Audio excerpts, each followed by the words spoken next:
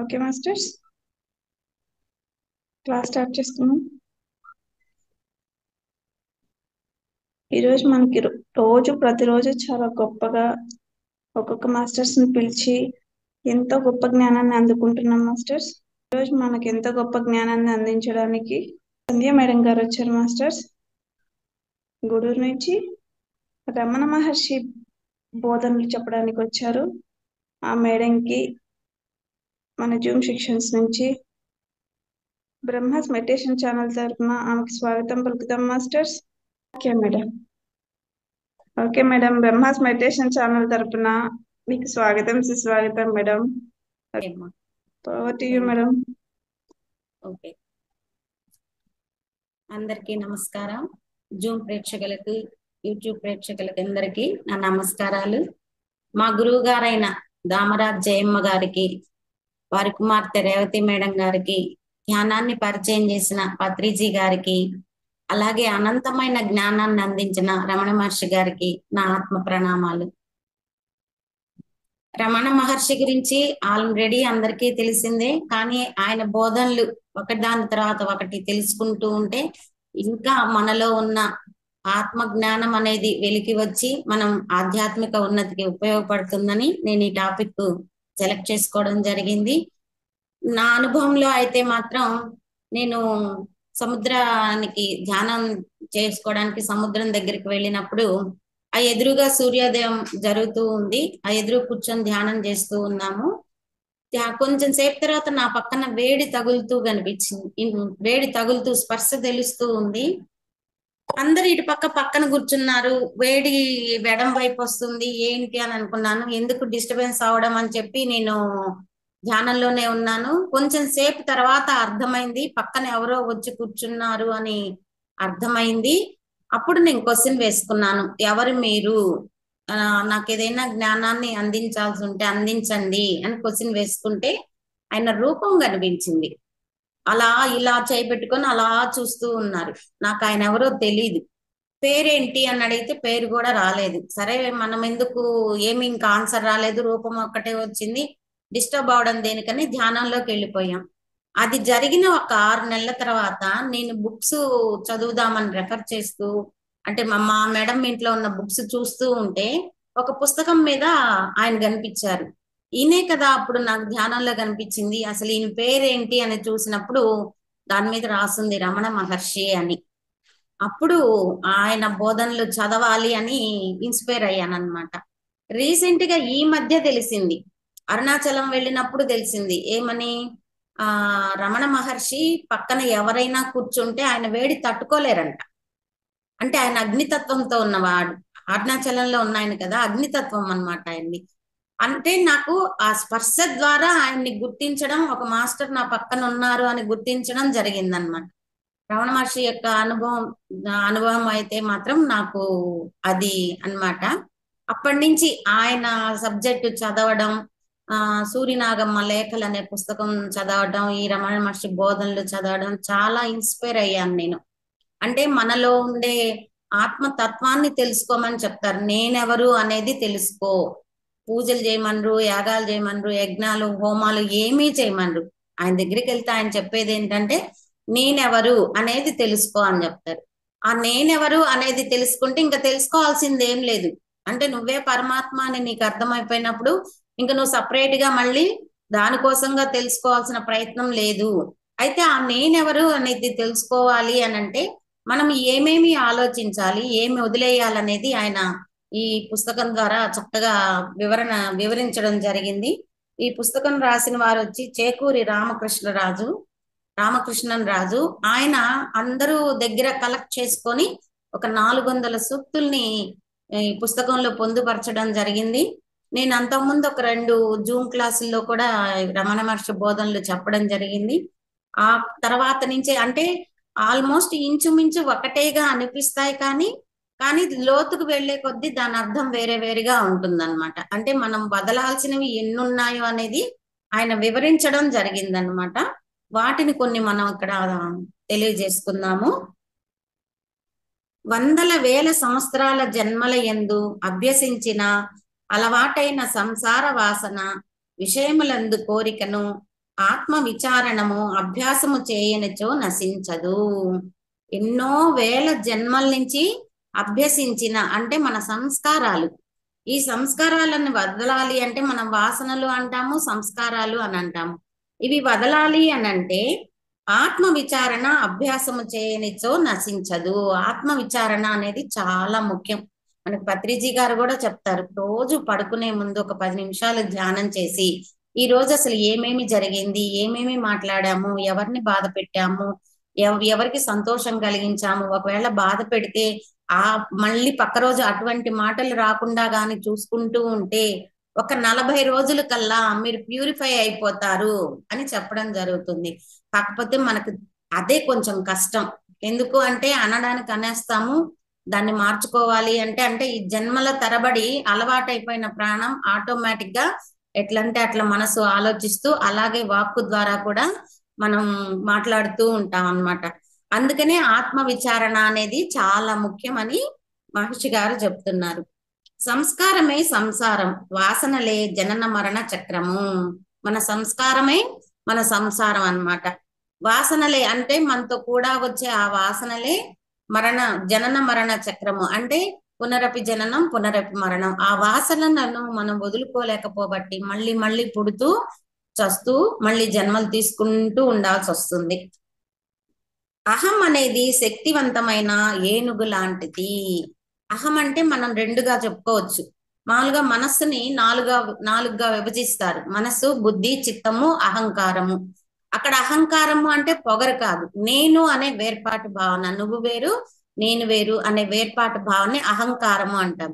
ఇక్కడ అహం అన్నమాట. అహం అనేది శక్తివంతమైన ఏనుగు లాంటిది. మనలో ఉండే అహం మామూలుగా చెప్తారు కదా, ప్రాపంచిక అహంకారం 100 జన్మలకైనా పోతుంది కానీ ఆధ్యాత్మిక అహంకారం 1000 జన్మలైనా పోదు అని అంటారు. అంటే సాధన చేసే వాళ్ళల్లో అహంకారం, ఆధ్యాత్మిక అహంకారం అనేది నెమ్మదిగా డెవలప్ అవుతూ ఉంటుంది. అది డెవలప్ అయింది అని అంటే ఎక్కడ వేసిన గొంగళి అక్కడే. అంటే మునగ చెట్టు పైకి ఎక్కామనుకోండి, ఏమవుతుంది, అది విరిగి కింద పడతాం. అట్లా మనలో ప్రాపంచిక అహంకారము, ఆధ్యాత్మిక అహంకారము రెండు రాకుండా జాగ్రత్తగా మెయింటైన్ చేసుకోవాలన్నమాట మనం. అది ఏనుగుతో పోలుస్తున్నాడు ఆయన అహంకారాన్ని. ఎప్పుడైతే మానవుడు అహంకారాన్ని కోల్పోనో అప్పుడు అతనికి వైభవం ముందుందని గ్రహింపవలెను. ఈ అహంకారం ఎప్పుడైతే వదిలేస్తావో నీ జీవితం అంతా వైభోగమే. అహంకారం ఉంటేనే కదా మనకి కోపం అనేది వస్తుంది. ఎవరైనా ఏదైనా అంటే కోపం అనేది వస్తుంది. అహంకారం లేదనుకోండి, వాడేదో అన్నాడు దానికి ఎందుకు ఇంత ఫీల్ అవడం, వదిలేస్తే పొలాన్ని వదిలేస్తాడు. అదే వైభోగం అన్నమాట. అంటే అన్నింటికి టచ్ మీ నాట్ లాగా ఉంటూ ఎక్కడ ఎలా ఉండాలో అలా ఉంటూ ఉంటే నువ్వు ఎప్పుడూ వైభోగంలోనే ఉంటావు అని చెప్తున్నారు. గురువు సాధారణంగా మార్గమును చూపుతాడు అనగా సాధన ఎలా చేయాలో చెబుతాడు కానీ ఆత్మానుభవంను కలిగించలేడు. మన సాధనకి గురువు సహాయం చేస్తాడు కానీ ఆత్మానుభవం గురువు కలిగించలేడు. ఎందుకు అనంటే అది ఎవరికి వాళ్లే రావాలి.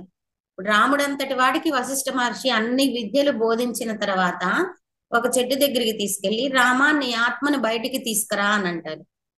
అదేంటి గురువు గారు, ఇన్ని బోధ చేశారు కదా, మీరే నా ఆత్మను బయటికి తీసుకురావచ్చు కదా అంటే ఎవరి ఆత్మ వాళ్ళు చెప్తేనే వింటుంది.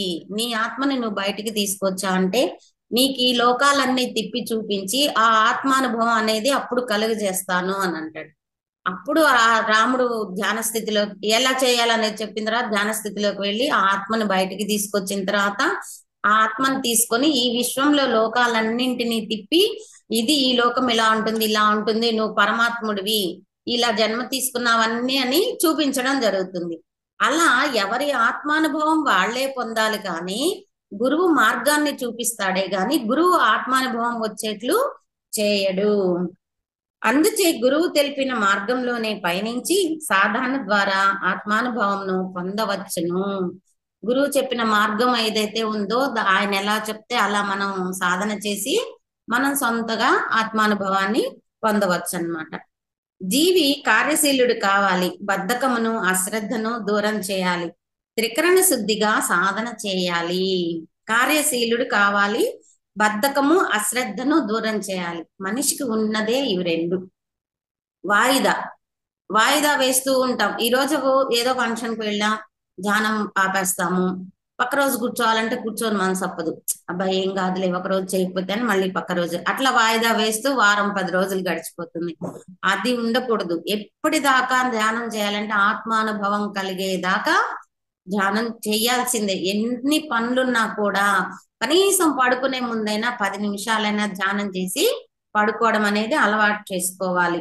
అదే ఆయన చెప్తున్నారు, జీవి కార్యశీలుడు కావాలి, బద్ధకమును అశ్రద్ధను దూరం చేయాలి, త్రికరణ శుద్ధిగా సాధన చేయాలి. ఆ త్రికరణాలు మనస వాచ కర్మణ, ఏదో వాళ్ళు చెప్పారు వీళ్ళు చెప్పారు అన్నట్లు కాకుండా త్రికరణ శుద్ధిగా మనం సాధన చేయాలి. అందుచేత బద్ధకస్తులకు, మానసిక బలహీనులకు ఏ మాత్రం సాధన కుదరదు. ఇదే ఆత్మ జ్ఞానం అని తెలుసుకో. బద్ధకస్తులకి, బలహీనులకి, బలహీనులు అంటే చాలా మంది ఏం చేస్తారంటే పూజలు పునస్కారాలు చేసేవాళ్ళు ఉపవాసాలు ఎక్కువ ఉంటారు. ఉపవాసంతో భగవంతుడిని చేరు కావచ్చు అనుకుంటారు. అది చాలా తప్పు. కృష్ణుడే చెప్తాడు భగవద్గీతలో, దయచేసి మీరు ఉపవాసాలు ఉండవద్దు, వైశ్వానరంలో నేను ఉన్నాను, నన్ను ఎండబట్టవద్దు అని అంటారు. ఉపవాసం అనేది ఉపవాసము అంటే ఉప అంటే దగ్గరగా, వాసము అంటే ఉండడం. ఉపవాసము అంటే భగవంతుడికి దగ్గరగా ఉండడం, అన్నం లేకుండా ఉండడం కాదు. అన్నం లేకుండా ఉంటే నీరసించిపోతాం. బలహీనంగా ఉన్నాము అని అంటే మనం ఏ సాధన చేయలేము. బెస్ట్ ఎగ్జాంపుల్ బుద్ధుడే. బుద్ధుడు ఉపవాసాలు ఎక్కువ ఉండి నీరసం వచ్చేసి ఒక ఆవిడింటి ముందు పడిపోతాడు. శ్రోతప్పి పడిపోతే ఆవిడ లోపలికి తీసుకెళ్లి 3 నెలలు సపరేలు చేస్తుంది. అప్పుడు ఆయన అర్థం చేసుకుంటాడు, ఉపవాసాలు ఉండడం వల్ల అంటే ఆహారం తినకపోవడం వల్ల మనకి ఆత్మజ్ఞానం కలుగదు అనేది ఆయన తెలుసుకొని కూడా మనకి చెప్తాడనమాట. మీరు బలహీన అంటే ఒక్కబద్దులు ఎక్కువ ఉండద్దు అని కూడా బుద్ధ భగవానుడు మనకి చెప్పడం జరుగుతుంది. కాబట్టి బలహీనులకి ఏమాత్రం ఎవరెవరికంటే బద్ధకస్తులకి, బలహీనులకి ఏమాత్రం సాధన కుదరదు. ఇదే ఆత్మజ్ఞానం అని తెలుసుకో. స్వయం కృషి లేని వాడికి భగవంతుడు ఎన్నడూ సహకరించడు. కావున విజయానికి కీలకం సడలిపోని పట్టుదలతో కూడుకున్న అభ్యాసము. స్వయం కృషి లేని వాడికి చాలా మంది ఏంటంటే సాధన చేయమంటే చేరు, గురువు దగ్గర శిష్యులుగా ఉంటారు, సాధన చేయమంటే చేరు. అదే అంటే మా గురువు ఉన్నాడు, మా గురువు చూసుకుంటాడు, ఆయన నన్ను ఉన్నత స్థితికి తీసుకెళ్తాడు అని చెప్తారు. మీరు ఎక్కడైనా చూడండి, ఏ గురువు కూడా శిష్యుడికి నన్ను అనుసరించు, నేను చేసిన విధంగా ఆచరించు అని చెప్తాడే కానీ నేను నిన్ను మోక్ష స్థితికి తీసుకువెళ్తానని ఎక్కడా చెప్పడు. వెంకయ్య స్వామి గాని, సాయిబాబా గాని, రాఘవేంద్ర స్వామి గాని, బుద్ధుడు గాని, వీళ్ళందరూ కూడా మాకేమైనా ఉపదేశం ఇవ్వండి అని అంటే మా జీవితమే మీకు ఉపదేశం. మేము ఎలా చేశామో దాన్ని చూసి ఆచరించి మీరు కూడా సాధన చేయండి అన్నారే కానీ మేము మీకు మోక్షాన్ని ఇస్తామని ఎవ్వరూ అనలేదన్నమాట. అదే ఆయన చెప్తున్నారు, స్వయం కృషి లేని వాడికి భగవంతుడు ఎన్నడూ సహకరించడు. కావున విజయానికి కీలకం సడలిపోని పట్టుదలతో కూడుకున్న అభ్యాసము. నువ్వు సడలిపోకూడదు. ప్రతిరోజు అభ్యాసం అంటే సాధన ప్రతిరోజు చేస్తూనే ఉండాలి. మనస్సు విచ్చలవిడిగా బాహ్య విషయాల వైపు మరలినప్పుడల్లా దానిని సరిదిద్ది ఆత్మ వైపు మళ్లించడం తప్ప జీవికి వేరే మార్గం లేదు. మన మనస్సు ఎప్పుడు బయటకే చూస్తూ ఉంటుంది. ఇప్పుడు ముఖ్యంగా మన మనస్సు టీవీలు, సెల్ ఫోన్లు. స్వాధ్యాయం చేద్దాము, సజ్జన సాంగత్యం చేద్దాము, లేదంటే సాధన చేసుకుందాము అనే దానికన్నా కూడా వీటన్నింటికీ కలిపి 1-2 గంటలు కేటాయిస్తే నిద్ర 8 గంటలు పోతుంది, వీటికి 2 గంటలు పోతుంది, 10 గంటలు పోతే 14 గంటలు విషయాలోచనలు అంటే ప్రాపంచికత వైపే ఉంటుంది. ఆ ప్రాపంచికతంలో ఇప్పుడు సెల్ ఫోన్లు ముఖ్యమైన భాగంగా కూర్చున్నాయి. ఒక రీల్ ఓపెన్ చేస్తాము, ఇంకా చెయ్యి గమ్ముగుండదు, మనసు చూడు చూడు చూడు అంటుంది. ఇంకా పనులన్నీ పక్కన పెట్టిపోతాయి. ఇప్పుడు ఇంతకుముందు టీవీల వల్ల ఇళ్లలో గొడవలు వచ్చేది, ఇప్పుడు సెల్ ఫోన్ల వల్ల గొడవలు వస్తున్నాయి అన్నమాట. అంటే మనం ప్రాపంచిక విషయాల వైపు పోతూ ఉన్నాము అని అంటే ఆధ్యాత్మికంలో నిలదొక్కుకోలేము. అదే వాళ్ళు చెప్తున్నారు, మనసు విచ్చలవిడిగా బాహ్య విషయాల వైపు మరల్చినప్పుడల్లా దానిని సరిదిద్ది ఆత్మ వైపు మళ్లించడం తప్ప జీవికి వేరే మార్గం లేదు. ప్రపంచంలో అతి కష్టమైన పని మనస్సును నిగ్రహించి నిలుపగలగటే. అతి కష్టమైన పని ఏంటయ్యా అంటే మనస్సును నిగ్రహించడం. భగవద్గీతలో కృష్ణుణ్ణి అర్జునుడు అడుగుతాడు, అర్జున, మనస్సును నిలువరించడం చాలా కష్టం కదా, మరి మనస్సు మన మాట విందు కదా, దాన్ని ఎలా చెయ్యాలి అని అంటే ఆయన చెప్తారు, పసిబిడ్డను ఎట్లయితే బుజ్జగిస్తావో అలా నీ మనసును బుజ్జగించి ప్రతిరోజు దానికి నచ్చజెప్పి సాధన చేస్తూ ఉన్నావంటే, ఏకాగ్రత చేస్తూ ఉన్నావంటే నెమ్మదిగా నీ మనసు నీ మాట వింటుంది. అది మనసును నిలపడం కష్టమే, కానీ నీ ప్రయత్నంతో నువ్వు సాధన బాగా చేస్తూ ఉంటే నీ మనస్సు నీ మాట వింటుంది అని చెప్తాడనమాట. కాబట్టి అది కష్టము, నా మనసు నిలబడటం లేదు అని గమ్ముగుండకూడదు. ప్రతిరోజు కొంచెం సేపు నీ కోసం నీవు సాధన చేయాల్సిందే. మానవుడు సహజ స్థితిని అనగా నిర్వికల్ప స్థితిని పొందే వరకు నిర్విరామమైన కృషి అవసరము. సహజ స్థితిని నిర్వికల్ప స్థితిని పొందే వరకు నిర్విరామమైన కృషి అవసరం అన్నమాట.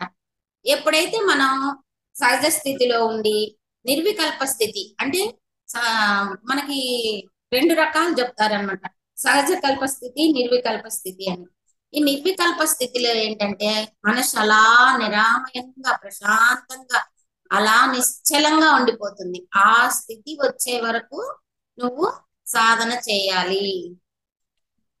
భగవంతుని గురించిన భావాలన్నీ మనస్సు కల్పించినవే కావున భగవంతుని విడిచిపెట్టి నీవెవరో తెలుసుకోవాలనే జ్ఞానం ఏర్పడితే దైవీ గుణాలన్నీ వాటంతట అవే ఏర్పడతాయి. అంటే భగవంతుడి గురించి మనం ఏర్పరచుకున్నటివన్నీ మన ఊహారూపాలు అని చెప్పుకోవడం జరుగుతుంది.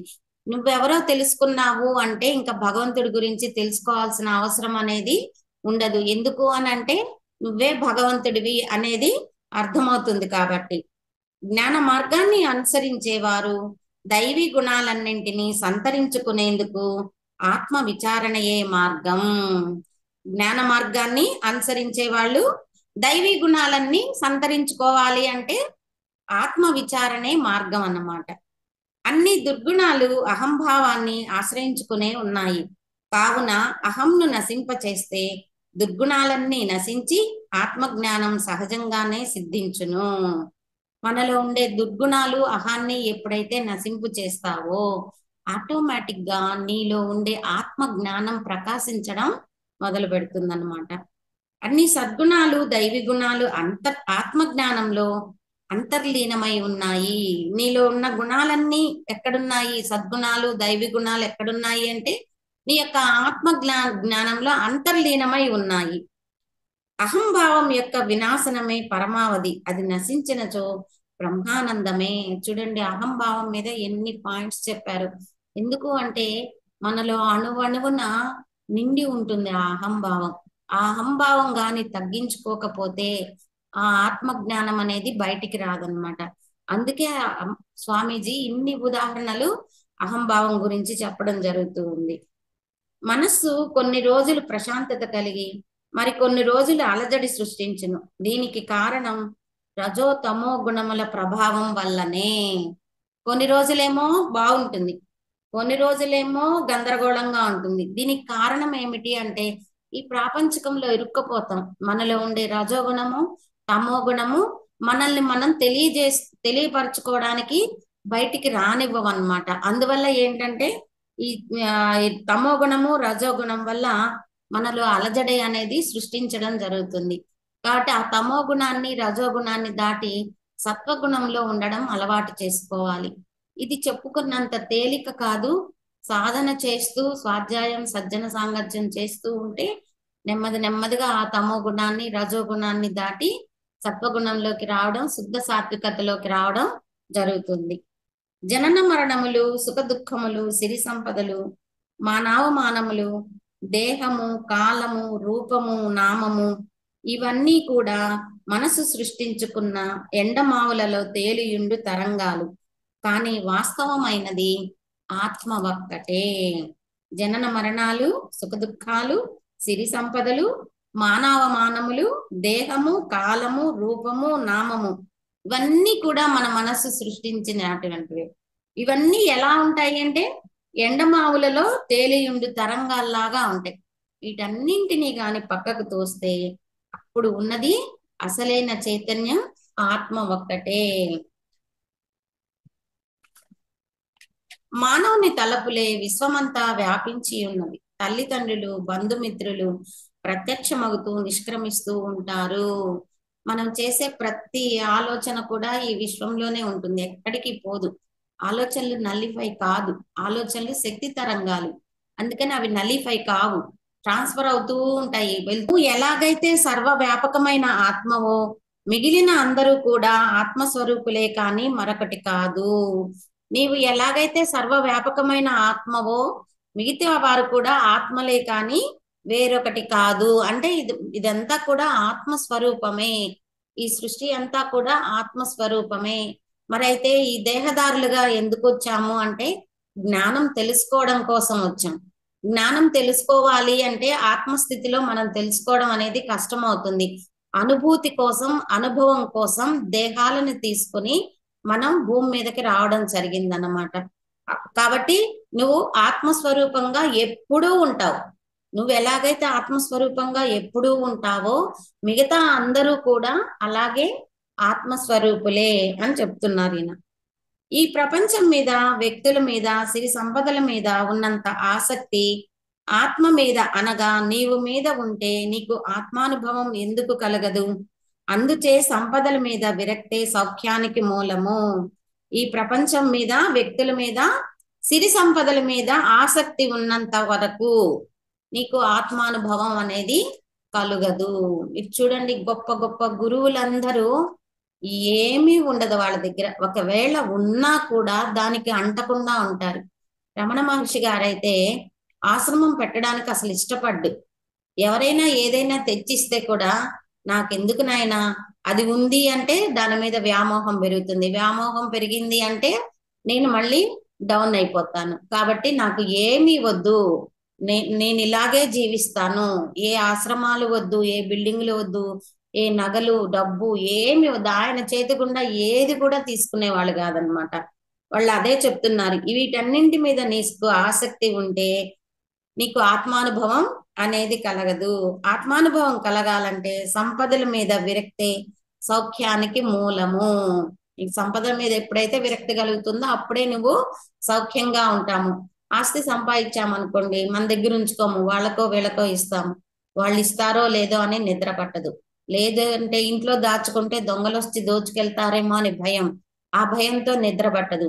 అదే భిక్షగాడిని చూడండి, వాడు హాయిగా దొరికింది తింటాడు, హాయిగా లక్షణంగా నిద్రపోతాడు. అట్లనే మనం అలా ఉండమని కాదు, సంపద ఉండాలి, మన అవసరానికి ఉండాలి, కాకపోతే దాని మీద వ్యామోహం అనేది ఉండకూడదు.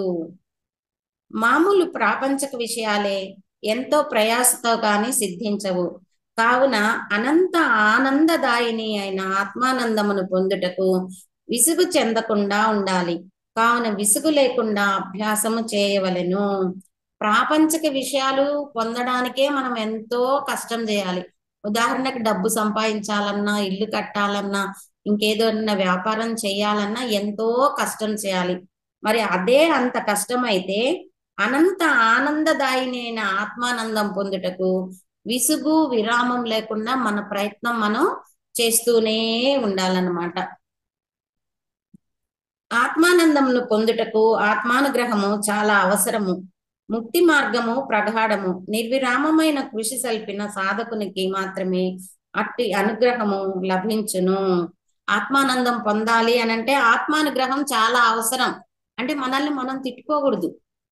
ఎందుకు అనంటే మనల్ని మనం తిట్టుకున్నాం అంటే మన ఆరా డౌన్ అయిపోతుంది, నీ ఆత్మ సంతృప్తి చెందదనమాట. అందుకని ఆత్మానుగ్రహం చాలా అవసరం. ముక్తి మార్గము ప్రగాఢము. ఆ ముక్తి మార్గం అనేది కూడా తెలుసుకోవాలి. నిర్విరామమైన కృషి సల్పిన సాధకునికి మాత్రమే అట్టి అనుగ్రహము లభించును. ఒక సంవత్సరము 2 ఏళ్ళు సాధన చేస్తే ఆత్మానుభవం కలగదు. మరి కొందరికి కూర్చోగానే కలుగుతుంది కదా అనంటే వాళ్ళు గత జన్మల్లో హయ్యర్ స్థాయికి వచ్చి మిగులు శేషం అనేది కొంచెం ఉంటుంది. ఆ శేషం మాత్రం అనుభవించడానికి వస్తారు, వాళ్ళకి మాత్రమే వెంటనే సిద్ధి అనేది కలుగుతుంది. మామూలుగా అయితే కొన్ని జన్మలు పడుతుంది. ఆత్మానుభవం తెలుసుకోవాలి, అనుభూతి చెందాలి అంటే కొన్ని జన్మలు పడుతుంది అనమాట. కాబట్టి ఆత్మానుభవం కలిగే వరకు నిర్విరామయంగా కృషి చేస్తూనే ఉండాలన్నమాట. మనస్సు అలజడితో అవిశ్రాంతంగా ఉండుటకు కారణం అది బాహ్య విషయాలతో పెట్టుకున్న సంబంధమే. అది అనేక ఆలోచనలతో అనేక విషయాలను సృష్టించుకుంటుంది. మనస్సు అలజడిగా అవిశ్రాంతంగా ఉండడానికి కారణం ఏంటి? బాహ్య విషయాలతో సంబంధం పెట్టుకోవడం. బాహ్య విషయాలు అంటే ప్రాపంచిక విషయాలు, డబ్బు కావచ్చు, వ్యాపారం కావచ్చు, ఇతరుల ఇళ్ల విషయాలు కావచ్చు, వీటన్నింటినీ వినడం వలన, సంబంధం పెట్టుకోవడం వలన మనస్సు అలజడిగా ఉంటుంది. అది అనేక ఆలోచనలతో అనేక విషయాలను సృష్టి చేసుకుంటుంది. విన్న మనస్సు గమ్ముకుంటుందా? లేదంటే దానికి రకరకాల రూపకల్పన చేసుకుంటూ ఉంటుంది. అందుకే మనస్సు అలజడిగా అనేది ఉండడం జరుగుతుంది. తలపులు నిన్ను వేధించినప్పుడల్లా ఆత్మానుభవ సాధన చేయుటయే అభ్యాసము. తలపులు, ఆలోచనలు నిన్ను వేధిస్తున్నప్పుడల్లా నువ్వేం చేయాలి అంటే అలా గమ్ముగా కూర్చునేయాలి. వేరే ఆలోచనలు ఏమీ రాకుండా చేసుకొని అలా నిశ్చల స్థితిలోకి వెళ్ళిపోయావు అనుకోండి, అప్పుడు నీకు ఆ తలపులు, ఆలోచనలు అనేటివి నిన్ను ఇబ్బంది పెట్టవు. ఆత్మ కంటే భిన్నమైన వాటి నుండి దృష్టి మరల్చటే వైరాగ్యం. తలుపులు ఉధృతి ఆపటం వల్లే శాంతి చేకూరును. ఆత్మ కంటే భిన్నమైన వాటి నుండి దృష్టి మరల్చటే వైరాగ్యం. అంటే ప్రాపంచిక విషయాల వైపు ఎక్కువ మొగ్గు చూపద్దు అని చెప్పడం. తలుపుల వృద్ధి ఆపటం వల్లే శాంతి చేకూరును. నీ ఆలోచనలు ఎప్పుడైతే నువ్వు ఆపేస్తావో నీ మనసు ప్రశాంతంగా ఉంటుంది.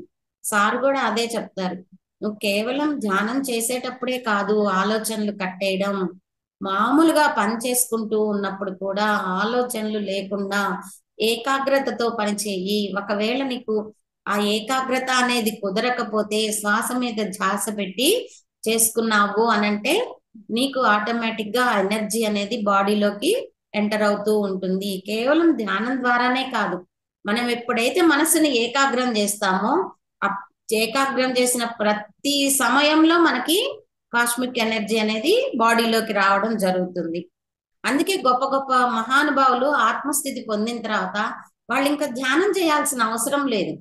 ఎప్పుడు ఆత్మానుభవ స్థితిలోనే ఉంటారు. రమణ మహర్షి కావచ్చు, పత్రిజీ కావచ్చు, జిల్లెళ్ళమ్మ మూడమ్మ కావచ్చు, వెంకయ్య స్వామి కావచ్చు, వీళ్ళంతా, సాయిబాబా గాని, రాఘవేంద్ర స్వామి గాని, వీళ్ళంతా ఏంటంటే ఆత్మానుభవ స్థితిని పొందిన వాళ్ళు కాబట్టి సపరేట్ గా వాళ్ళు ధ్యానం చేయాల్సిన అవసరం లేదు. ఎప్పుడూ ఆత్మతో రమిస్తూనే ఉంటారన్నమాట వాళ్ళు. మనస్సు రాగద్వేషాలతో కలుషితమైతే ఆత్మను గ్రహించడం కష్టం. ఆత్మానుభవానికి నిర్మలమైన మనస్సు కావాలి. అహం తగ్గే కొద్దీ రాగద్వేషాలు వాటంతట అవే పోతాయి. మనస్సు రాగద్వేషాలతో కలుషితమైతే ఆత్మను గ్రహించడం కష్టం. అంటే మనలో రాగద్వేషాలు అనేటివి పూర్తిగా తీసేయాలి. ఆత్మానుభవం కలగాలి అంటే నిర్మలమైన మనస్సు కావాలి. అలాగే అహం తగ్గే కొద్దీ రాగద్వేషాలు వాటంతట అవే పోతాయి. అహం ఉండడం వల్లే రాగం కాని ద్వేషం కాని, వాడు నన్ను అట్టన్నాడు, ఇట్లన్నాడు, లేదంటే రాగము అనురాగంగా మారుతుంది. రాగం ఉండొచ్చు, అనురాగంగా మారితే దాన్ని వదిలించుకోవడం కష్టం. మోహం ఉండొచ్చు, దాన్ని వ్యామోహంగా మార్చుకున్నాము అంటే దాన్ని వదిలించుకోవడం కష్టం అన్నమాట.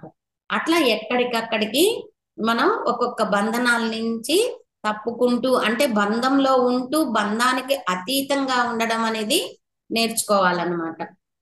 పుట్టుక చేత వచ్చిన వాసనలు, సంస్కారములు మనస్సు చంచలత్వానికి కారణాలు. మన మనస్సు ఊరికే ఎందుకు చంచలత్వంతో ఉంటుంది అంటే పుట్టుకతో వచ్చిన వాసనలు, సంస్కారాలు. మనకి కృష్ణ భగవానుడు కూడా భగవద్గీతలో చెప్తాడు, కర్మానుసారైన బుద్ధి అంటాడు. నీ కర్మను అనుసరించి నీ బుద్ధి పనిచేస్తూ ఉంటుంది. అదే ఈయన కూడా చెప్తున్నారు, పుట్టుక చేత వచ్చిన వాసనలు, సంస్కారాలు నీ మనస్సుని ప్రశాంతంగా ఉండనివ్వవు. సమాధి స్థితిలో కూడా వాసనలు అంతర్గతంగా ఉండును. వాటిని కూడా నాశనం చేసినప్పుడే నిజమైన సమాధి స్థితి. కేవలం నువ్వు ప్రాపంచికంగా ఉన్నప్పుడే కాదు, సమాధి స్థితిలో కూడా ఈ సంస్కారాలు అనేటివి అణగారి ఉంటాయి. వాటిని కూడా నువ్వు పూర్తిగా నశింప చేసినప్పుడే అది అసలైన సమాధి స్థితి. సాధనలో ప్రారంభంలో ఉన్న వివేకం, వైరాగ్యం చివరి వరకు సాగించాలి. మనో దౌర్బల్యము చాలా నీచమైనది, క్షుద్రమైనది. అందుచే దానిని వదిలి సాధనలో ముందుకు సాగాలి. సాధనలో ప్రారంభంలో ఉన్న వివేకం, వైరాగ్యం చివరి వరకు ఉండాలి. మనో దౌర్బల్యం అంటే చాలా మంది వాళ్ళని వాళ్ళు తక్కువ చేసుకుంటుంటారు. ఇన్ఫీరియారిటీ కాంప్లెక్స్ అది చాలా దుర్బలమైనది అనమాట. అంతేకాక నీచమైనదని కూడా చెప్తారు. అందుచే ఆ ఇన్ఫీరియారిటీ కాంప్లెక్స్ అనేది వదిలేయాలి. అప్పుడు మాత్రమే సాధనలో మనం ముందుకు వెళ్తాం. ఇప్పుడు చూడండి, ధ్యానం క్లాస్ అంటే బిగినింగ్ అంటే స్టార్టింగ్ రోజేమో ఒక 50 మంది వస్తారు, ఎండింగ్ రోజు చూసేసరికి 5-6 మంది ఉంటారు. అంటే ఫస్ట్ లో ఏమో ఉత్సాహంగా వస్తారు, తర్వాత వాళ్ళకి అనుభవాలు రావు. అనుభవాలు రాకపోయేసరికి దేవుందిలే, అది కరెక్ట్ కాదులే, మనకు సరిపోదులే అని చెప్పి మానేయడం జరుగుతుంది. మనం విన్న జ్ఞానము మనకి ఆచరణలో సరిగ్గా లేకపోతే ఆ విన్న జ్ఞానం తప్పు కాదు, మనం చేసే సాధనలో తప్పు ఉండడం వల్ల నీకు అనుభవాలు అనేటివి రావడం లేదనమాట. ఆ ఆచరణ అనేది కరెక్ట్ గా చేయాలి. వాళ్ళు ఏం చెప్తున్నారు, మనం కరెక్ట్ గా ఆచరిస్తున్నామా లేదా, ఒకవేళ ఆచరించకపోతే మళ్ళీ అడిగి తెలుసుకోవాలి. ఆచరణ కరెక్ట్ గా ఉంటే సాధనలో ముందుకు వెళ్ళకపోవడం అనేది లేనే లేదన్నమాట.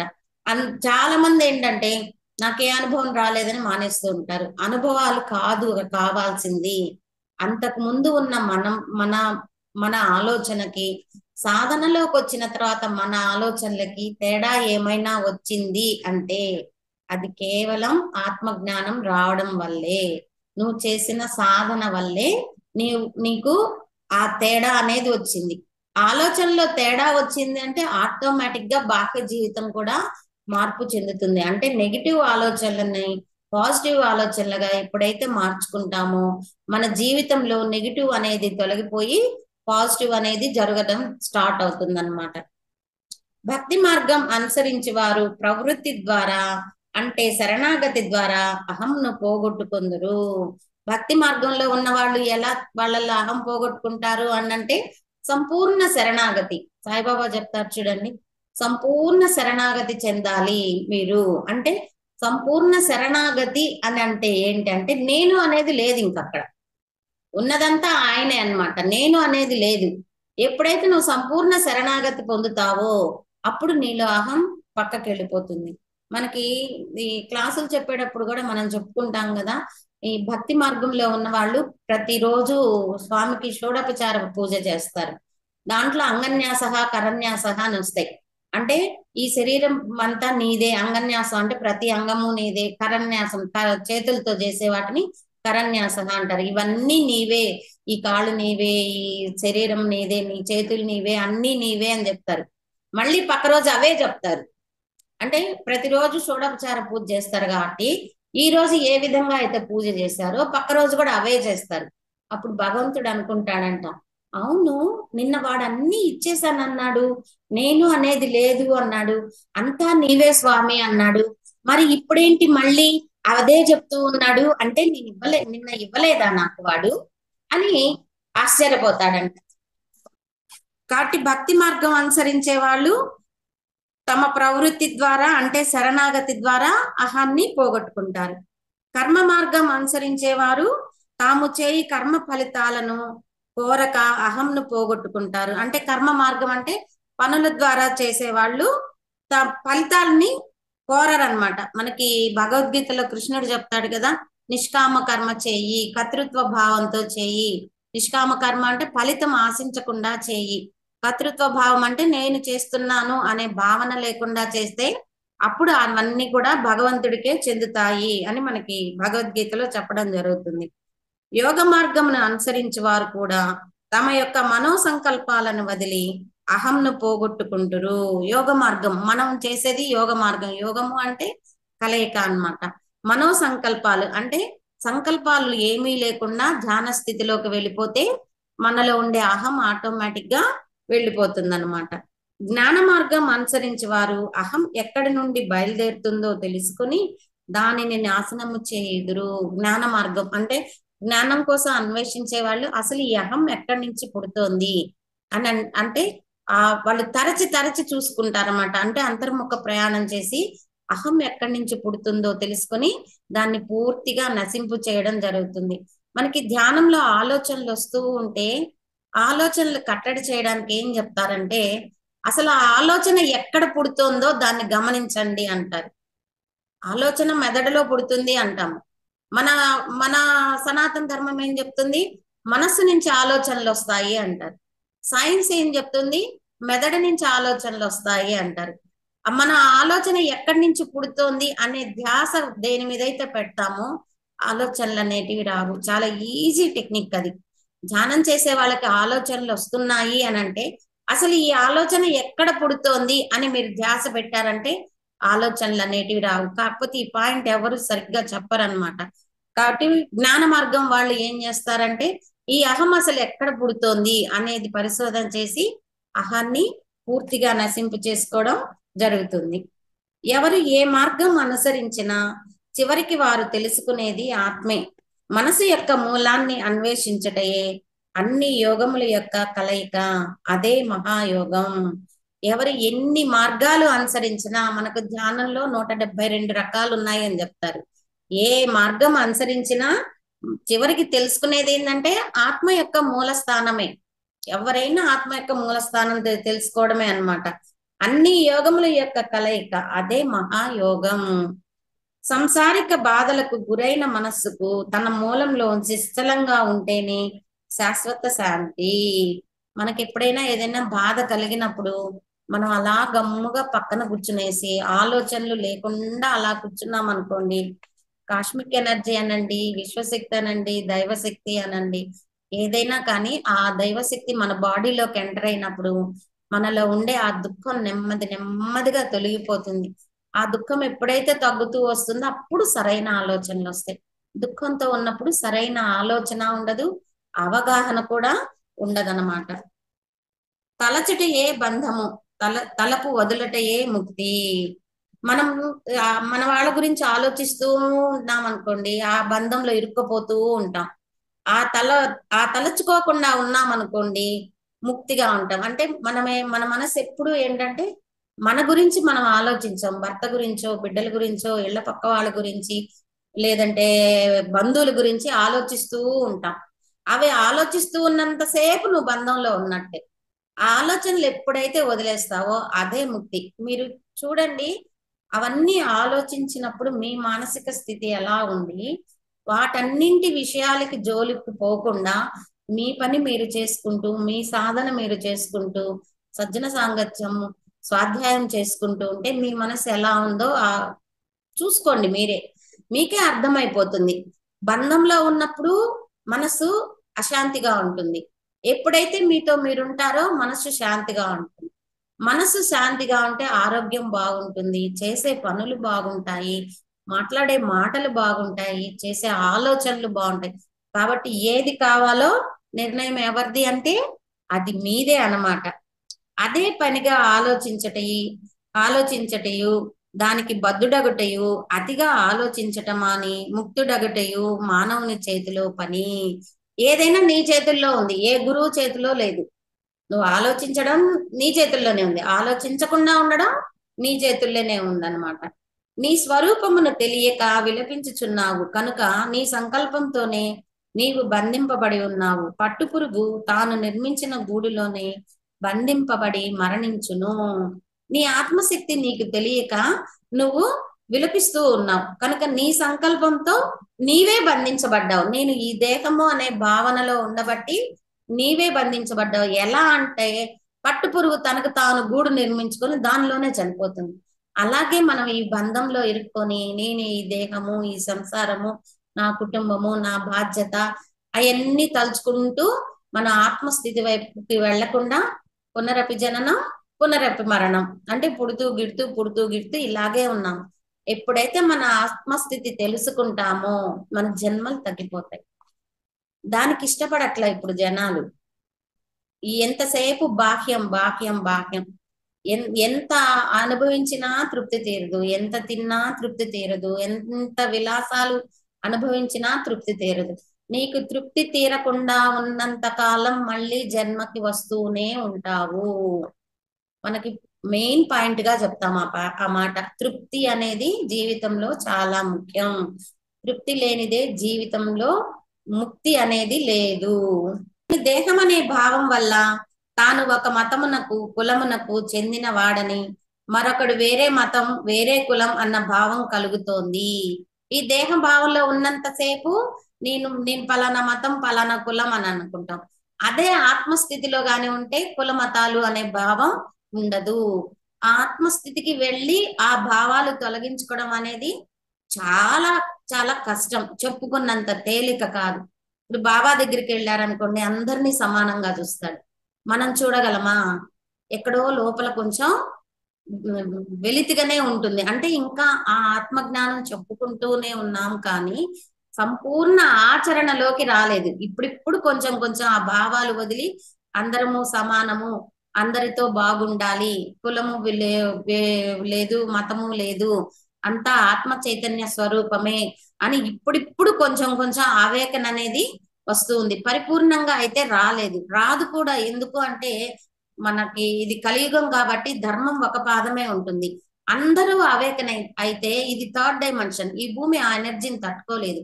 అందుకని ఏంటంటే భూమి దాన్ని బ్యాలెన్స్ చేస్తూ ఉంటుంది, ఆ మంచి చెడుల్ని బ్యాలెన్స్ చేస్తూ ఉంటుంది అనమాట. కాకపోతే ఇప్పుడు ఏంటంటే థర్డ్ డైమెన్షన్ నుంచి ఫిఫ్త్ డైమెన్షన్ కి వచ్చింది అంటున్నారు. రీసెంట్ గా సెవెంత్ డైమెన్షన్ కి కూడా వచ్చింది భూమి. అందుకే ఇంత ఆధ్యాత్మికత పెరిగింది. ఇంత ముందు కన్నా ఇప్పుడు ఆధ్యాత్మికత పెరిగింది అంటే సెవెంత్ డైమెన్షన్ లోకి వచ్చింది. అలాగే మన సన్ ఉంది కదా, ఆ ఆల్సియన్ సన్, 26,000 సంవత్సరాలకు ఒకసారి ఆల్సియన్ నుంచి వచ్చే కిరణాలు మన భూమి మీద పడటం జరుగుతుంది. 2012లో ఆ కిరణాలు భూమి మీద పడడం జరిగింది. అక్కడి నుంచి భూమి అసెండ్ అవుతూ వస్తూ ఉంది. పూర్తి అసెండ్ లోకి రాలేదు, సెవెంత్ డైమెన్షన్ లోకి రీసెంట్ గా అడుగు పెట్టింది అని మనకి ఆధ్యాత్మిక శాస్త్రవేత్తలు చెప్తున్నారు. అలాగే సైన్స్ కూడా చెప్తూ ఉందన్నమాట. మానవులంతా తమ అసలు స్వరూపం దేహం కాదు ఆత్మస్వరూపం అని తెలుసుకున్నప్పుడు ఏ గొడవ ఉండదు, అమితమైన ఆనందం తప్ప. ఈ దేహం నేను అనే భావన ఉన్నంత కాలం సుఖ దుఃఖాలు అనేటివి ఉంటూ ఉంటాయి. ఎప్పుడైతే నేను ఈ దేహం కాదు అసలైన ఆత్మస్వరూపాన్ని, ఆ సుఖ దుఃఖాలు దేహానికి నాకు కాదు అనే జ్ఞానం అనుభవపూర్వకంగా రావాలి. అది చాలా కష్టం, చెప్పుకున్నంత తేలిక కాదు. ఇప్పుడు వేలికి దెబ్బ తగులుతుంది, నాకు దెబ్బ తగిలిందని అని వచ్చిన వాళ్ళందరికీ చూపిస్తాం. అది కామ్గా ఉంటామా అంటే నేను అనే భావన ఉందనే కదా, ఈ దేహము నేనే అనే భావన ఉండబట్టే కదా ఆ దెబ్బ సాయే చూసుకుంటున్నాం. చెప్పుకున్నంత తేలిక కాదు. రమణ మహర్షి చూడండి, ఆపరేషన్ చేసుకోండి అని అలా చెయ్యి ఇచ్చేశాడు. ఎందుకంటే ఆయనలో ఉంది నేను ఈ దేహం కాదు అనే భావన ఆయనకుంది, మనకి ఇంకా రాలేదు. అది సాధన ద్వారా నువ్వు ఆధ్యాత్మికంగా ఎదిగే కొద్దీ నెమ్మది నెమ్మదిగా వస్తుందన్నమాట. గత జన్మలో చేసిన కర్మలు వాటి ఫలములను అనుభవించటకే ప్రస్తుత జన్మ అంటే గత జన్మల్లో నువ్వు చేసిన పాప పుణ్యాలను అనుభవించడానికే ఈ జన్మకు వచ్చావన్నమాట. మానవులు ఎన్నో గ్రంథాలు చదివినప్పటికీ జ్ఞాని కాలేడు, దుఃఖం పోదు. దీనికి కారణం మనం సంపాదించిన జ్ఞానాన్ని ఆచరణలో పెట్టకపోవడం వలనే. ఎన్ని గ్రంథాలో చదువుతున్నాం కానీ జ్ఞానం మాత్రం రావడం లేదు, దుఃఖము పోవడం లేదు. దీనికి కారణం ఏంటంటే మనం విన్న జ్ఞానాన్ని ఆచరణలో పెట్టకపోవడమే. విన్న జ్ఞానం విన్నట్టుగానే ఆచరణలో పెడితే కరెక్ట్ గా 40 రోజుల్లో అవేకమైపోవచ్చు. మోక్షం ఎక్కడుంది అంటే ఎంతో దూరంలో లేదు, నీ కాలి బొటన వేలు దగ్గరే ఉంది అని చెప్తారు. క్షణ మాత్రంలో నువ్వు మోక్ష స్థితికి వెళ్ళచ్చు. క్షణ మాత్రంలో మోక్ష స్థితికి వెళ్ళాలి అని అంటే నీకు నాలెడ్జ్ ఉండాలి, సాధన ఉండాలి, ముందు అవగాహన. ఆ అవగాహన ఉంటే ఈ బంధం నుంచి తప్పించుకుంటాం. ఆ అవగాహన లేనప్పుడు బంధంలో ఇరుక్కొని నేను నాది అని ఇక్కడిక్కడే తిరుగుతూ ఉంటాం అన్నమాట. గాఢ నిద్రలో అహం లేదు, శరీరము లేదు, ప్రపంచము లేదు, జనము లేరు, కానీ నీవు ఆత్మగా ఉన్నావు, ఎంతో సుఖంగా ఉన్నావు. కానీ మేల్కొన్న వెంటనే అన్నీ చిక్కులే. ఆత్మానుభవం కలిగే వరకు తీవ్రమైన కృషి సాధన మిక్కిలి అవశ్యము. గాఢ నిద్రలో శరీరం లేదు, అహం లేదు, ప్రపంచం లేదు, జనులు లేరు, కానీ నీవున్నావు. ఎట్లున్నావు? ఎంతో సుఖంగా ఉన్నావు. కానీ మేల్కొన్న వెంటనే అన్ని చిక్కులే. నెమ్మది నెమ్మదిగా మెలకువ రాగానే ఫస్ట్ ప్రశాంతంగా ఉంటుందండి. ఇంకొక నిమిషం దాటంగానే స్టార్ట్ అవుతాయి. ఆ పని చేయాలి, ఈ పని చేయాలి, వాళ్ళకి అది చేయాలి, వీళ్ళకి ఇది చేయాలి, స్టార్ట్ అయ్యి మళ్ళీ మాయలో ఇరుక్కుపోతాం. నిద్దట్లో ఎట్లాగైతే ఆనందంగా ఉన్నామో మెలకువ వచ్చిన తర్వాత కూడా అదే స్థితిని గాని కొనసాగించాము అంటే వేరే సాధన అసలు అవసరం లేదు. ఆ స్థితిని తెలుసుకోవడం కోసమే ఈ సాధన, సజ్జన సాంగత్యం, స్వాధ్యాయం అన్నమాట. అక్కడ ఏమీ లేవు, కానీ హాయిగా నిద్రపోయాం. ఎట్లా నిద్రపోయాం అంటే చాలా సుఖంగా నిద్రపోయాం అంటాం. ఏసి ఈ బంగారం లేదు, నగలు లేవు, ఇల్లు లేవు, ఏమీ లేవు, కానీ శుద్ధంగా నిద్రపోతాం. అక్కడ ఏమీ లేవు కాబట్టి అంత సుఖంగా ఉన్నాం. మెలకువ వచ్చాక అన్నీ ఉన్నాయి కాబట్టి అంత దుఃఖంలో ఉన్నాం అన్నమాట మనం. కాబట్టి ఆత్మానుభవం కలిగే వరకు తీవ్రమైన కృషి సాధన మిక్కిలి అవశ్యము. అంటే నీకు ఖచ్చితంగా నువ్వు అవన్నీ చేయాల్సిందే. ఆత్మానుభవం పొందుటే లక్ష్యంగా ఉండాలి, కానీ వేరే తలంపు రాకూడదు. మనస్సు గురించి పట్టించుకోరాదు. ఆ లక్ష్యం అనేది గట్టిగా ఉండాలి. ఈ జన్మలోనే నేను ఆధ్యాత్మికంగా అత్యున్నత స్థితికి రావాలి అనే సంకల్పం చేసుకొని పట్టుదలగా కానీ కృషి చేస్తే మాత్రం ఖచ్చితంగా వస్తాము. మనసు గురించి పట్టించుకోకూడదు. మనసు మాయ చేస్తూ ఉంటుంది. ఎంతసేపు కూర్చుంటావులే, అందరూ హ్యాపీగా ఎంజాయ్ చేస్తూ ఉంటే నువ్వు మాత్రం ఎందుకు అలా కూర్చొని గంటలు గంటలు. నాకు కూడా చాలా సార్లు అలాగే జరిగిందండి. 4 గంటలు 5 గంటలు అలా నిరామయంగా నిశ్చలంగా కూర్చుంటే ఏ అనుభవము రాదు, విసుగు పుడుతుంటుంది, ఏ విజను రాదు, ఏ వాయిస్ వినపడదు. అందరూ హ్యాపీగా ఎంజాయ్ చేస్తూ ఉంటే సాధనాన్ని గంటలు గంటలు ఇంతసేపు కూర్చుంటున్నా అని విసుగుట్టి లేసేసిన రోజులు కూడా ఉన్నాయి. కానీ మళ్ళీ తపన, ఆరాటం లేదు. మనం సాధించాలి, మనం సాధించాలి, ఈ జన్మలోనే ఆ స్థితికి రావాలి. అంటే నేను పెట్టుకున్న లక్ష్యాలు స్టార్టింగే ఏంటంటే, పత్రిజీ గారు వచ్చినప్పుడు ధ్యానం అంటే తెలీదా అని తిట్టారనమాట. తిట్టేసరికి మనకు తెలియకపోబట్టి కదా ఆయన తిట్టారు అని చెప్పి ఆ రోజుకి ఆ రోజే ఇంటి దగ్గరికి వచ్చాక ఆమె ధ్యానానికి కూర్చున్నప్పుడు 3 లక్ష్యాలు పెట్టుకున్నాను. నేను ఆధ్యాత్మికంగా, అసలు ఆధ్యాత్మికం అన్న పదం నాకు తెలియదు అసలు అప్పటి వరకు, కానీ ఆ వర్డ్ వచ్చేసింది. ఆధ్యాత్మికంగా అత్యున్నతంగా ఎదగాలి, దేవుళ్ళతో మాట్లాడాలి, చనిపోయిన వాళ్ళు ఎక్కడికి వెళ్తారు నేను చూడాలి అని ఆ 3 లక్ష్యాలు పెట్టుకోవడం జరిగింది. అలా 3 లక్ష్యాలు సాధించడం కోసం మినిమం రోజుకి 9 గంటల నుంచి 10 గంటలు సాధన చేసేదాన్ని. ఎప్పుడైతే లక్ష్యం విడవకుండా అన్ని గంటలు పని చేసుకోవడం, ధ్యానానికి కూర్చోవడం, పని చేసుకోవడం, ధ్యానానికి కూర్చోవడం, అప్పటికి ఇంకా బుక్స్ చదవడం కానీ సజ్జన సాంగత్యం కానీ ఏమీ లేవన్నమాట. పని చేసుకోవడం, సాధనకు కూర్చోవడం, ఇదే పని మాకు. అలా చేయగా చేయగా చేయగా 3 నెలల కల్లా ఒక్కొక్క లక్ష్యాన్ని సాధించడం జరిగింది.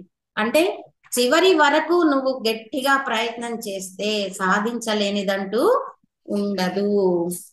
చాలా చక్కగా చెప్పారు మేడం. అంటే ఎప్పుడైతే మనము మోహము, ఆ కోరిక అనేదే కారణం మేడం. దానికే మీరు తృప్తి ముక్తి అన్నారు. ఆ తృప్తి అనేది లేకపోతే, తృప్తి అనేది ఎందుకు ఉండదు అని అంటే, ఒక ఇంటితో తృప్తి లేదు, ఒక ఉద్యోగంతో తృప్తి లేదు, ఒక పిల్లవాడు అంటే ఒక్కరి సంతానం ఉంటే తృప్తి లేదు, ఆ ఒక కూరతో తృప్తి లేదు. అసలు తృప్తి లేకుండా ఉండే జీవితము మోక్షానికి ఎప్పటికీ అసలు పైకి తీసుకొని వెళ్ళలేదు మేడం. చాలా చక్కగా చెప్పారు తృప్తి ముక్తి. దాంతో పాటు కూడా ఇందాక సార్ మెసేజ్ చేసినట్లుగా, మన అసలు ఆలోచన వచ్చింది అని అంటే, ఆలోచన ఒక ఉనికి ఎక్కడి నుంచి దేని నుంచి వస్తోంది అనేది మనల్ని మనం స్వాధ్యాయం చేసుకోవాలి మాస్టర్స్. అప్పుడు మాత్రమే మనలో లోపాలు తెలుస్తాయి.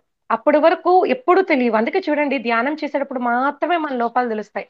ఓ ఇలా ఆలోచనలు వస్తున్నాయి, అంతకుముందు వచ్చాయి, ధ్యానంలో కూర్చోక ముందు వచ్చాయి ఆలోచనలు, కానీ అప్పుడు గమనించలేదు. ఎరుక్కబెట్టి మరి అప్పుడు ధ్యానంలో కూర్చున్న తర్వాత గమనిస్తూ ఉన్నాం. అందుకే నాకు ఆలోచనలు వస్తున్నాయి, నాకు ధ్యానం కుదరట్లేదు. అంటే అసలు ధ్యానంకి రాకముందంతా ఇంత జీవితం గడిచిపోయింది, అప్పుడు ఆలోచన లేవు అని కాదు, వస్తున్నాయి అనేది మనకు గమనిక లేక. మేడం అన్నట్లుగా మనస్సుని స్థిరం చేస్తూ ఉండాలండి. మనస్సుని స్థిరం చేయాలి అని అంటే ధ్యానం ఒక్కటే పర్లేదు మాస్టర్స్. ఏ పనినైతే మనము ఏకాగ్రతతో చేస్తాము, ఇప్పుడు వంట చేసామా, వంట మీదే ఉండాలి ధ్యాస. ఎక్కడో ఏదో ఎవరి గురించి ఆలోచించి వంట నచ్చుతుందో లేదో, ఇది ఉప్పు ఎక్కువ వేసేస్తాం, కారం ఎక్కువ వేసేస్తాం, అక్కడ మారిపోతుంది. ఎందుకనంటే బాడీ ప్రెసెంట్, మైండ్ ఆబ్సెంట్. అంటే మన శరీరం మాత్రం అక్కడే ఉంది వంట చేస్తూ, కానీ మన ఆలోచనల్లో ఎవరెవరో ఉన్నారు, ఏవేవో ఉన్నాయి. వాటి గురించి అంతా ఆలోచిస్తున్నప్పుడు ఏ కూర చేసినప్పుడు కూడా ఆ ఆలోచన తరంగాలు, ఆ వైబ్రేషన్స్ ఏవైతే ఉంటాయో అవంతా కూడా మనం పంచుతున్నామండి. సరి అయిన ఒక ఆలోచన లేకుండా ఎక్కడో ఏదో ఆలోచిస్తూ వంట చేసినప్పుడు కూడా అదే అవుతుంది. అలా వంట చేసినప్పుడు అందరికి పెంచితే మన భావాలంతా కూడా మనం పంచి పెడుతున్నామండి. అందుకే చూడండి, గుడుల్లో అంతా కూడా టెంపుల్స్ లకు వెళ్ళారనుకోండి, వాళ్ళు చేసేది అదే పులిహోర. కానీ చూడండి ఎంత బాగుంటుందో, అంత అమృతత్వంగా ఉంటుంది. ఎందుకు అనంటే చేసేవాళ్ళు అంత నిష్టగా, అంటే అంటే నిష్ట అని అంటే శరీరంతో కాదండి, అక్కడ ఏకాగ్రతతో దేవుడి మీద ఆ మంత్ర జపం కానీ అలా చేసి చేస్తారనమాట. చాలా చక్కగా చెప్పారు మేడం. చాలా చాలా థ్యాంక్స్ మేడం. చక్కగా పత్రి సారు మీరు చెప్పడం, మీకు ఆ మాట అనడం వల్లే ఏమో మీరు ఆ ధ్యానాన్ని అంత గొప్పగా అందుకొని ఆ తర్వాత ఇంత గొప్పగా మాకు అందించారు ఈ యొక్క జ్ఞానాన్ని. చాలా చాలా thanks madam. Okay madam, thank you very much. Masters అందరికీ కూడా అన్మ్యూట్ ఇచ్చానండి. ఏదైనా డౌట్స్ ఉన్న సెషన్ ఎలా ఉంది అని చెప్పాలనుకున్నా దయచేసి అన్మ్యూట్ చేసుకొని మాట్లాడండి మాస్టర్స్. నమస్తే మేడం, చాలా అద్భుతంగా చెప్పారు మేడం. అంటే రమణ ఓకే. మహర్షి చెప్పడం నిజంగా ఆ అంత ఆధ్యాత్మిక ఎవరు చెప్పిన సత్యం ఒకటి కదా మేడం. ఆ సత్యాన్ని అవును. మీరు చక్కగా ఆ అద్భుతంగా చెప్పారు. ఎందుకంటే సూక్ష్మాతి సూక్ష్మంలో అంటే మనకి తెలియాలి. మనం అనుకుంటాం నిజమే, మీరు అనుకున్నట్టు మనసుని నిగ్రహించడం కష్టమే, కానీ సాధ్యం కానిది అంటూ ఏమీ లేదు. అది ఎలాగా అంటే గమనింక నేను చాలా సార్లు మేము ఫేస్ చేసాం మేడం. ధ్యానం చేస్తుంటే ఉమ్, బాగా ఎందుకులే, లేచిపో, అప్పుడే ఎందుకులే, ఇంతసేపు కూర్చోవడం ఎందుకులే అని మనసు చెప్తూ ఉమ్, ఉంటది. సార్ లేచిపోతుంటా కదా, అనిపిస్తుంది అవును ఏంటి నేను ఇంకా ఎక్కడున్నాను అంటే మనసు చెప్పినట్టు లేచిపోయి అనమాట. కాదు కదా, ఇది కాదు, ఉమ్, అసలు నిగ్రహించుకోవడం అంటే మనం అలవాటు చేసుకోవాలి కదా అని అనిపిస్తూ ఉంటది. అవి సహజంగా అందరికీ వస్తాయేమో తెలియదు, కానీ నాకు మాత్రం అలాగే అయింది మేడం. చాలా సార్లు నేను అనుకుంటది అవును ఎందుకు లేచిపోయినా అసలు అంటే నేను ఇంకా మనసు మాయలోనే ఉన్నాను అనమాట. ఇదే కదా మాయ అంటే నేను చెప్పి అనుకుంటది. అలాగే మనం ఎంత తెలుసుకున్న జ్ఞానమైనా సరే ఈ సజ్జన సాంగత్యం వింటూ ఉంటే మన ఎరుకు వస్తుంది మేడం. ఉమ్. ఈ అనుభవాలు మనసు ఒకరికి పక్కకు పోకుండా ఉంటది. అవును మేడం. అంటే ఒకరి అనుభవాలు ఒకరికి ఎంతో ఉపయోగపడతాయి మేడం. ఇప్పుడు మీరు చెప్తున్నా కదా చక్క మీ సాధనలో మీ అనుభవం వల్ల మేము కూడా ఇది మాకు కూడా జరిగింది కదా, అందరికీ జరుగుతుంది, కానీ ఇది ఉమ్, కాదు కదా. అలాగే మనం కంట్రోల్ చేసుకొని మనసుని కంట్రోల్ అంటే మనసుని గమనించాలి అంతే. గమనిక చేస్తూ ఉంటే ఆలోచనలు తగ్గిపోతూ ఉంటాయి. దానికే సాధన. ఉమ్, అదే కదా ఉమ్. సాధన. సాధననే ముందు తీసుకెళ్ళాలి. ఎలా తీసుకెళ్ళాలి మీరు అన్నారు కదా, గమనిస్తూ ఉంటే ఇంకేముంటది, అసలు ఆలోచన ఎక్కడి నుంచి పుడుతుంది అనేది ముందు ఆలోచన చేయాలి. మనసు నుంచి పుడుతుందా, ఎక్కడి నుంచి పుడుతుంది ఆలోచన, అసలు ఈ ఆలోచన ఎందుకు వచ్చింది, ఇది నాకు అవసరం లేదు కదా అని అనుకుంటే ఆటోమేటిక్ గా పోతూ ఉంటది అనమాట. కానీ ఇది అద్భుతంగా చెప్పారు మేడం. అంటే ఉదాహరణ చెప్తూ అది ఉమ్. ఎందుకు ఆధ్యాత్మికంగా ముందుకు ఎలా వెళ్ళాలి, అసలు మనం మీరు అనుకున్న కదా 3 క్వశ్చన్స్ వేస్తున్నారు. అంటే మనం లక్ష్యం ఏంటి అనేది ముందు మనకి ఉండాలి, ఒక లక్ష్యం. ఆ లక్ష్యం ఉంటేనే అవును. మనకు అర్థమవుతుంది. లక్ష్యం లేకుండా ఎన్ని సంవత్సరాలు ధ్యానం చేసినా అది శూన్యమే కదా. అది సాధన కరెక్ట్ గా చేస్తే పట్టుదలగా సక్సెస్ అనేది ఎప్పుడూ ఉంటుంది. అవును మేడం, అవును. ఈ సక్సెస్ అయ్యేదాకా నేను వదలలేదండి. ఉమ్. అదే అదే మేడం, ఇప్పుడు ఇలాంటి అనుభవాలని చెప్తూ ఉంటే కొత్త వాళ్ళు ఉమ్, కూడా ఇన్స్పిరేషన్ మేడం. ఓ మేము ఉమ్, కూడా తెలుసుకోవాలి కదా, మేము కూడా సాధనలు ఇలా ఎదగాలి కదా, సాధన అంటే ఇదే ఉమ్, కదా, ఏముంది మనతో మనం కూర్చోడమే కదా సాధన అని చెప్పేసి. ఉమ్. ఎందుకంటే ఈ జన్మ వృధా చేసుకుంటే మన జన్మలో ఆ సాధన అంతదే లేదు మనకు తెలియదు. కాబట్టి జన్మ సాధక చేసుకోవడం భూమి మీదకి వచ్చింది ఇదే కదా, అన్ని పనులు అంటే చేసుకుని చక్కగా హాయిగా కూర్చోడు. అనుభవాలు చెప్తూ ఉంటే టాపిక్ పక్కకి వెళ్ళిపోద్దని నా సొంత అనుభవాలు ఏం చెప్పలేదు నేను అక్కడ. చెప్పండి మేడం. దేవుడు ఎలా ఎలా కనిపించాడు ఏంటి అవన్నీ చెప్తూ ఉంటే ఇంకా టాపిక్ పక్కకి వెళ్ళిపోద్ది. మనకి మెయిన్ టాపిక్ ముఖ్యం కదా.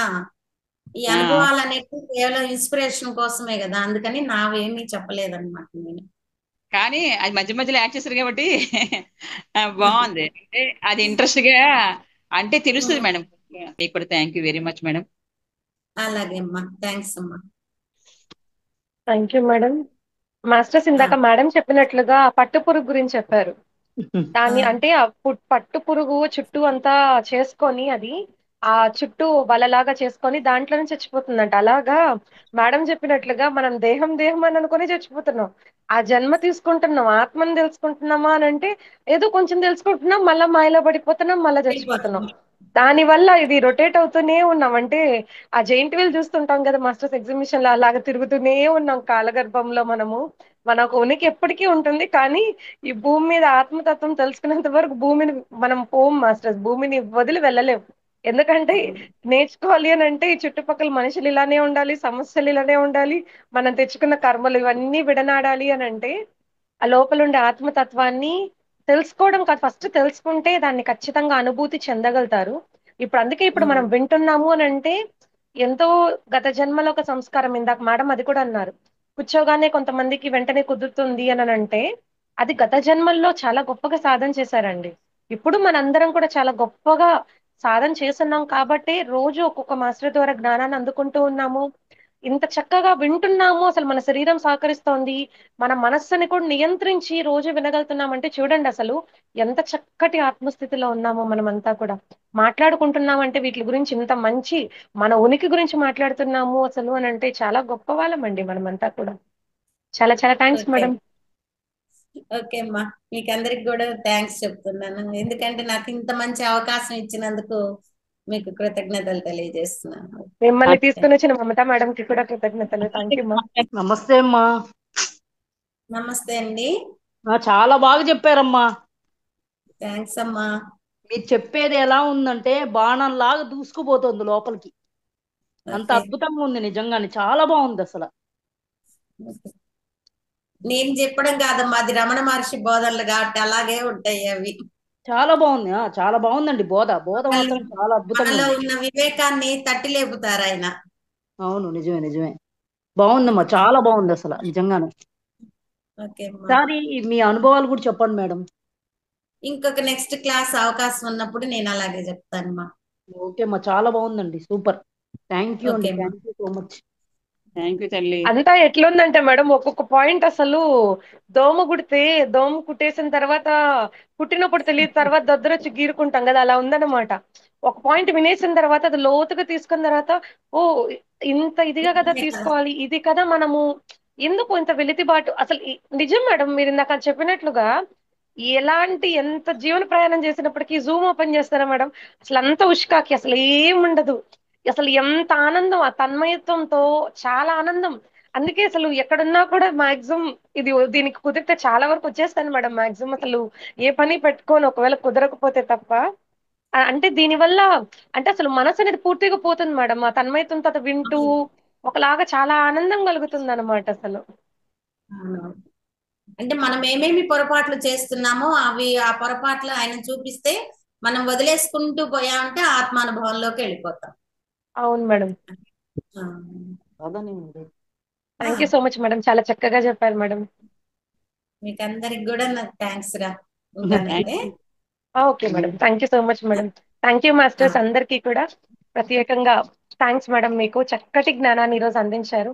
రమణ మహర్షి గురువు గారికి కూడా శతకోటి ఆత్మ ప్రణామాలు, కృతజ్ఞతలు. ఆయన రాయబట్టే అందించబట్టే ఇంత చక్కగా జ్ఞానం మనం అందుకున్నాము. పంచినందుకు మీకు కూడా కృతజ్ఞతలు మాస్టర్స్, విన్నందుకు మీ అందరికీ కూడా కృతజ్ఞతలు. థ్యాంక్ యూ మాస్టర్స్, అందరికీ కూడా శుభరాత్రి. ఓకే అమ్మా, బాయ్.